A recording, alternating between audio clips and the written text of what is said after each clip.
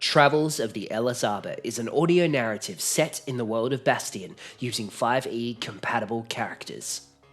A dark fantasy world with chaos, intrigue, magic, and mystery. The story, setting, and sounds are written by Lonomy and published by Lonomy Creative. Tune in for episode 19, Quarry. With their barrier suitably diminished, Darian stepped through the threshold of the Pleiades Cathedral, the wizard, artificer, gunsmith, and mushroom in tow. The wind continued to rip through the gates as harsh and briskly as the spray of the ocean. None of them were denied. All of them brought their feelings to bear, untamed by the pure, icy phenomenon. Though as they continued toward the tall, wood-stained doors, it seemed to buffet harder and harder. The punishing display seemed almost single-mindedly determined to keep they, and only they, from entering. No matter, thought Carpathian. Simply a wave of his open hand and a short thrust of his staff into the ground, and the wind began to shift in intensity. All at once, leaves and debris that flew through the air around them was now adrift in a sea of calm winds. Not a moment later, the lack of breeze and stagnant air let all that was whipped by the icy wind drift slowly toward the stonework. The ground now littered with all kinds of dried leaves and bark. So now you decide to be of use, Carpathian. I was beginning to think that you had hoped only for our demise, as much as Killian did. It would not surprise me. Yes, hush your insults, Captain. I'm sure that whatever waits for us within the chapel is more determined on shedding your blood than I ever was. Shall we pursue? All the crew exchanged a look. That same confidence that exuded from Darian at almost all moments, now shared with each member. With a nod, they turned to their captain. Indeed. And so, their strength and resolve renewed, they stepped toward the barred door of the cathedral. Hoisting the latch and pulling the immense door frame, Edward drew his rifle. More inhaled deep of their spores. Newt sat adrift his floating disc, and Carpathian drew a pitch-black scimitar from his waist. What awaited beyond the marvelous wooden doors of Pleiades was a light most incandescent. Swathes of moonlight seemed to gather and dance throughout the floor. Though the crew had imagined a disarray and disorder, the pews of the chapel lay dormant and in line. The windows of the interior were wreathed with silken curtains. Every wall was covered in tapestry and arcana, not unlike the religious sanctums of the day. Though, granted, with a heavy layer of dust and spider silk. At the very heart of the chapel, a simple epigraph was drawn into the stone. Below it, a plain, though heavy, stone table served as an altar. Its iconography and symbols were bare, and instead now played host to a tall, muscular form. Even at this distance, it would seem that the remains of Molesby were stretched out in a kind of funeral manner.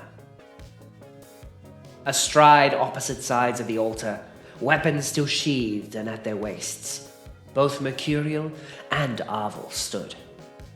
They gave no sign of attack or a change in the appearance of the crew, however gruesome their disdain would appear. And finally, standing across the way and on the other side of the altar, propped up by a series of religious tomes and texts, Killian Bisk. In one hand, he held aloft a large, ruby-red tome. Its pages seemed all but covered in arcana of all kinds, though it seethed with an unnatural, occult odor. It seemed almost as if the shadows were both seeping from the pages and licking upward from Killian's open hand. And with a sharp whip of his wrist, he shut the tome and turned to address the crew. You know, I had suspected that you might make your way to us eventually. You did seem a curious lot. Curious as in nosy, of course. You're no different from the other scum I've met from these parts, all with their own selfish desires and reasons. Not one to think twice about taking the life of another poor, innocent soul. Carpathian started a few feet in front of the captain. If you are insinuating that your friend is complicit in his own death, you are more than mistaken. Should I have let him, he would have easily taken my head or my tail. Now tell me, who are you to decide what murder is righteous and what is folly? Now, friend, easy there. I simply stated that you're like them, not that you are them. To be fair, I've never been one for manners. Though I'm certain that Tamora told you of that. Yes, I know you met with her. Don't think I don't have more eyes than those that are in my skull. Without hesitation, Darian rested his hand on his belt, and playfully he clicked the trigger of his pistol. Enough that you could hear it pull, though not enough to fire a bullet. Neither side gave an inch. Come now, don't be like that. Sure, Mercurial's quite keen to take your lives, but I think he's learning to see reason. Aren't you at least a little interested in why I've let you join us in a church? This old sacred place has some interesting magics of its own. Aren't you just a little curious? And stepping forward, both Newt and Edward stood behind Darian's shoulder. The two of them, though small and less experienced fighters, matched their steely determination with that of Mercurial and Arvel. They were ready should they need to protect their captain. But of course I'm curious. Why, we would have never made it this far in life without a little curiosity. But I must be honest with you, Killian, about two things in particular.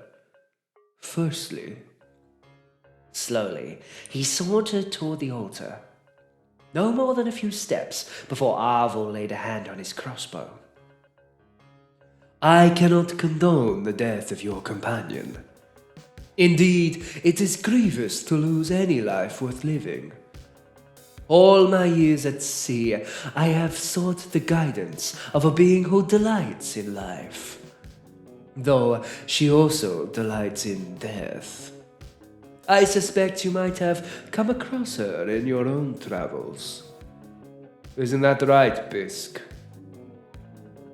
Curiously, Killian's face turned to meet Darian's, though at the same time both Arvel and Mercurial turned in the same way, as did Edward, Newt, and more.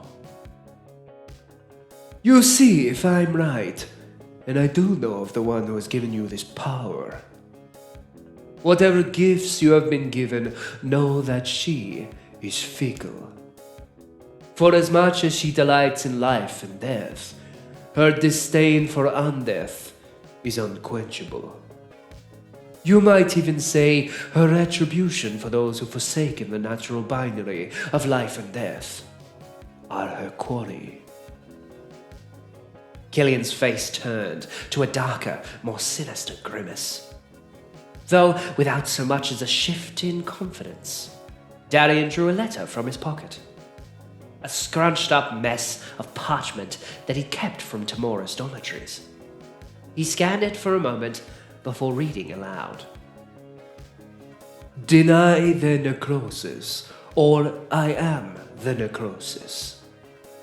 Tell me, Bisk, which do you think it is? That's my second question. Are you willing to risk all you've worked for to bring back this man? That is why you have his remains stretched out on a holy altar, is it not? A wicked, hot flash of anger tore across Killian's face in an instant. Without so much as a glimmer, Killian's hand stretched out, drawing ether from the air around him, and sent a bolt of red energy toward Darian. As it did, the crew drew their weapons and aimed firmly at Killian. Though, before any had a chance to fire, they noticed, as Darian simply stood there, bearing the brunt of the arcane blow. It rattled through his breastplate and up his arms. That was until it reached the symbol on his chest. What occurred next was all but unheard of. The amulet, a black stone skull that Darian kept around his chest, began to glow, a white, hot flame. And as it did, the red energy that encircled his body began to wane, sparking a few times before being drawn into the amulet itself. Darian clenched his teeth, but no pain ever met his body.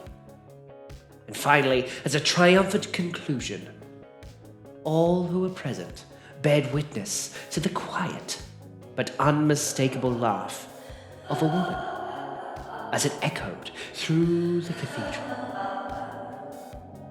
You know what, pirate? I'm willing to take that bet. That's what a leader does, isn't it? We take the hit in order to preserve the lives of our fellows, our crew. If the lady in my dream sees fit to take my power from me in exchange for Mollusby's life, then so be it.